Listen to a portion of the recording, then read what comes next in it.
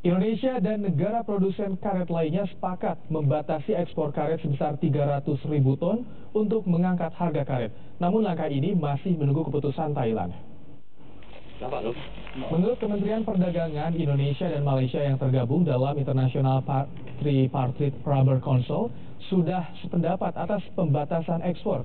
Namun pihak Thailand masih mengkaji rencana ini. Harga karet cenderung melemah dalam 5 tahun terakhir.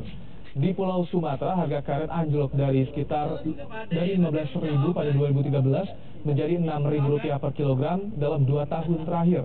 Sedangkan pada Desember 2018, harga karet mencapai $1,2 per kilogram. Turunnya harga karet membuat petani beralih menanam komoditas lain seperti kopi.